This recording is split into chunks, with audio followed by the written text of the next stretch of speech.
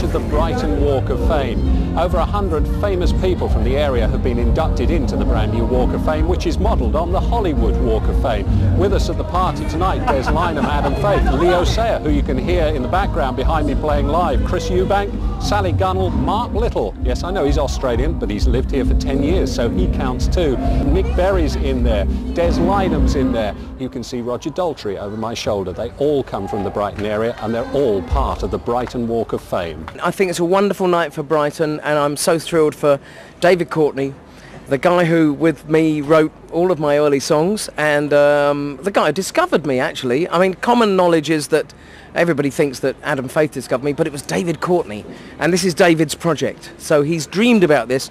In fact, I remember we did an album in 1979 in Hollywood, and he said, you know, wouldn't it be great if we did this for Brighton? They should have, and I said, you're mad. And he said, well, Brighton will be a city one day. And I said, you're mad, it will never be a city. So, you know, I don't know. I mean, I can only think, I think it's an incredible achievement. I think it's great for the city, great for the place, great for the South Coast. We rarely get honours down here. But, you know, you think back to Prince Regent, we were once a very, very important part of the UK. We were looked on as the Sunshine Town, you know. So, I mean, basically, I think it's a great victory. This is a wonderful thing for Brighton. It's nice, yeah. And also we've got very old links with Brighton. I mean, our career, the early part of it, a lot of it was spent in Brighton at the aquarium when it was a ballroom. So very fond memories. And a bit of filming here as well. And we filmed Quadrophenia here, so again, very, very fond memories. There's also the connection to David Courtney that's got the project together. You've worked with him in the past. Yeah, they turned up on my doorstep one day with a little guy named Leo Sayer, who couldn't get a record deal, and they wanted to make some demos in my studio, and it all went from there. Sally, you've got many, many honours over the years, but this is quite a special one. It is. It's lovely to come down here and do something which is local as well. You know, often you go to these big glamorous do's which are, you know, up in London, and now I feel very privileged. I know there's a lot of good names here tonight, and to be part of it, I feel very privileged. What is your Brighton history? I'm married to a Brightonian, so I've lived actually down here for 15 years now, so I feel very much as though I'm part of the area. So it's England. It's England. The Brighton Walk of Fame, and I can tell from the accent you're a local. So indeed. Yeah. So what's the connection? I've lived here for 10 years now.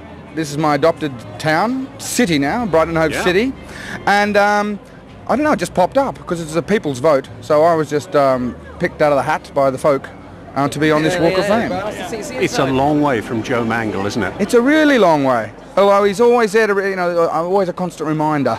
Joe Mangle's never far around the corner. He will never go away. No, he'll never die. Okay. He'll never die. And he's a big reason I'm sure I'm part of this Walk of Fame.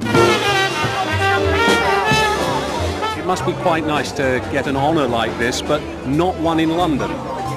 Yeah, I mean, to be honest, I'm not too sure what's the deal really. I'm going to find out. Oh, there's a picture of me. It's a rather old one. The Brighton connection. It's a loose connection, is it? Well, no, I live in Hove, and I know Dave Courtney, who's put the thing together. So he said, come on down. Congratulations on the Walk of Fame. Thanks very much. It's obviously modelled on the Hollywood Walk of Fame, but you've taken it a step or so further. Yeah, that's right. This will be the first in the country.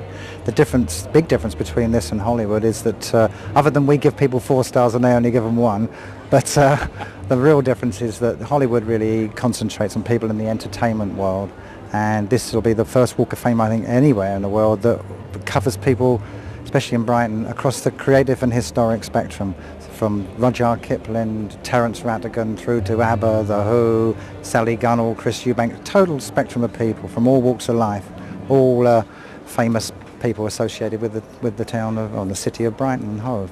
Now, obviously, you've got a connection with the town, but this has taken a long time to set up, hasn't it? Oh, yeah, it's actually 5.5 years, and it feels it right now, but no, it's been worthwhile. Yeah, 5.5 years in the development, and we've got it here at Brighton Marina. We felt that it was a prestigious home for the Walk of Fame, and this, as I say, this year we'll be laying down the first 100, and then consecutive years we will induct new people that again will be voted for by the people of Brighton and Hove.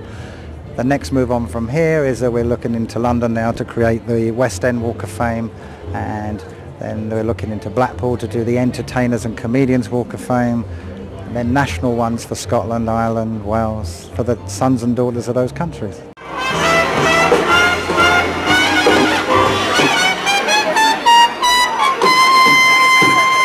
The launch of the Brighton Walk of Fame has been a great success. Leo Sayer still playing in the background, and the founder, his old co-writing partner from the 1970s, including the song you're listening to right now, David Courtney, is the man that's launched the whole project. The Brighton Walk of Fame is now here, and it's here to stay.